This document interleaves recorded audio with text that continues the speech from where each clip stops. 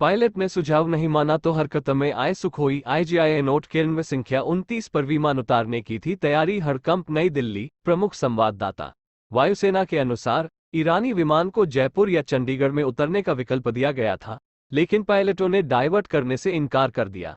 Pilot ने सुझावों का पालन नहीं किया। इसके बाद सक्रियता और बढ़ गई और तत्काल 2 सुखोई विमानों को उसके पीछे लगा दिया। एक सुख जोधपुर और दूसरे ने पंजाब से उड़ान भरी थी।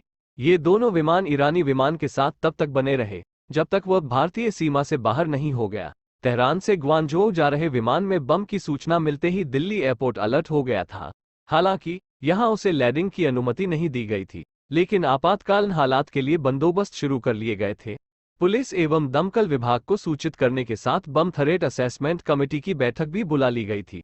विमान को एयरपोर्ट के रनवे 29 पर उतारने व जांच के लिए बने आइसोलेशन बे को भी चिह्नित कर लिया गया था, पर उसी दौरान पता चला कि यह विमान सीधे चीन जा रहा है।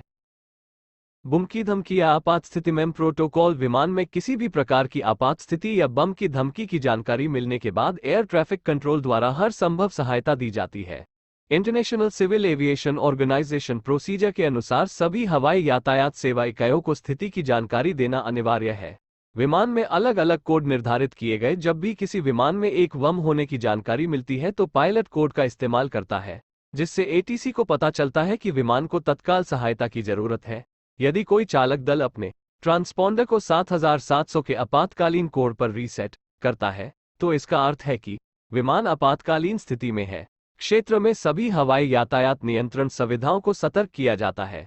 3 पायलट द्वारा कोड के इस्तेमाल के बाद ATC द्वारा विमान के पायलट को नजदीक के एयरपोर्ट पर उतरने की सलाह दी जाती है।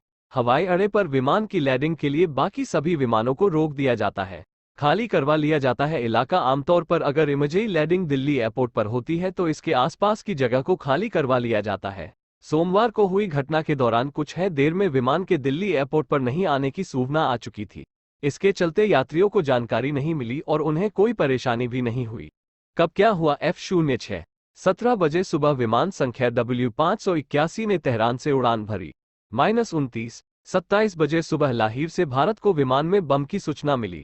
9:40 बजे सुबह पायलट को जयपुर या चंडीगढ़ में विमान की लैंडिंग कराने का विकल्प दिया गया। 1005 बजे सुबह आसपास वह भारतीय क्षेत्र से बाहर निकल गया। 3 बजे दोषर विमान 1 घंटा 11 मिनट की देरी से चीन सुरक्षित पहुंचा। भारतीय समयानुसार अग्निशमन विभाग पुलिस सतर्क रहे। विमान में बम की खबर मिलने के बाद अग्निशमन विभाग के deputy chief fire officer Sanjay Tomar ने कहा कि हमें लगभग 9:25 बजे सूचना मिली थी। इसके बाद 2 दमकल वाहन दिल्ली हवाई अड्डे पर तैयार रखे गए। उधर दिल्ली पुलिस भी सतर्क हो गई थी और आपात स्थिति के लिए टीमों को तैयार कर लिया गया था। ईरान की एयरलाइंस महान एयर का विमान 0 फाइल फोटो सोवियत संघ ने गिरा दिया था। कुरन विमान नई दिल्ली 31 अगस्त 1983 की रात न्यूयॉर्क से सोल जाने वाले विमान ने उड़ान भरी थी।